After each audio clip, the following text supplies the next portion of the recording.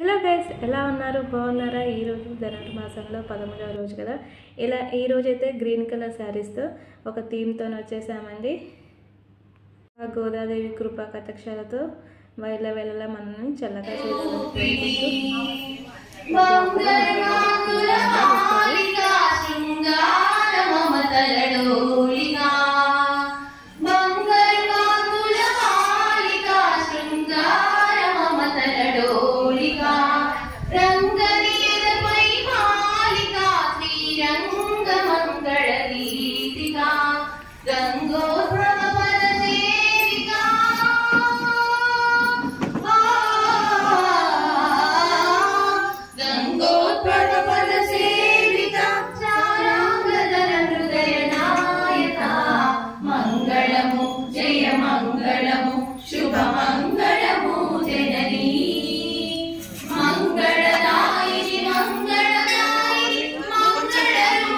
ప్రతి మహిళకి ఉదయం లేచిన దగ్గర నుంచి నైట్ పడుకునే వరకు ఏదో ఒక పని ఉంటూనే ఉంటుంది కదండి.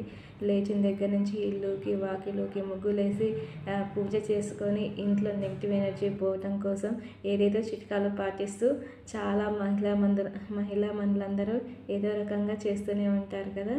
మనం ఇంట్లో మిగిలిపోయిన పువ్వులు కానీ దేవునికి పెట్టిన పువ్వులు కానీ పడేయకుండా ఇలా చేసుకున్నాం అనుకోండి, ఒక పాజిటివ్ వైబ్స్ అనేది ఉంటుంది.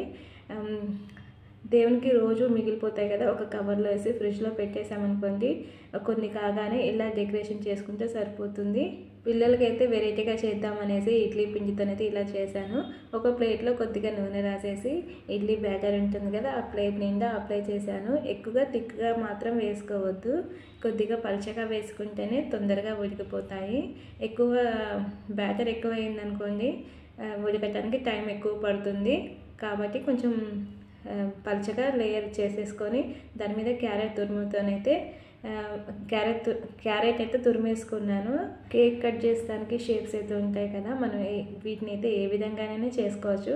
నేనైతే ఇడ్లీ బ్యాటర్ని ప్లేట్లో వేసి అయితే ఉడికిచ్చాను కదా, పిల్లలకి ఇలా షేప్స్ చేసి ఇచ్చామనుకోండి చాలా అందంగా ఉన్నాయనేసి లొట్టలు వేసేసుకొని తినేస్తారు. ఏమంటారు కదా? అన్నీ తిన్నా కూడా ఏదో ఒక చిరుతింజలు అయితే ఉండాలి కదా, అందుకోసమైతే సున్నుండలు చేస్తున్నాను. చాలా ఈజీ ప్రాసెస్. ఒక కప్పు అయితే మినపగుండ్లు తీసుకున్నాను. వాటిని గోల్డెన్ బ్రౌన్ వచ్చేదాకా వేయించుకొని మనం ఎంత క్వాంటిటీ తీసుకుంటే అంత ఈక్వల్ బెల్లం తీసుకోవాలి. దీన్ని మిక్సీ చేసుకున్నాను. 2 గ్రైండ్ చేసేసుకొని కొద్దిగా డ్రై ఫ్రూట్స్ వేసుకొని నెయ్యి వేసుకొని ఇలా ఉండల్లా చేసుకుంటే సరిపోతుంది. ఈ వీడియో కనుక మీకు నచ్చినట్లయితే లైక్ చేయండి, షేర్ చేయండి, సబ్స్క్రైబ్ చేయడం మాత్రం మర్చిపోకండి.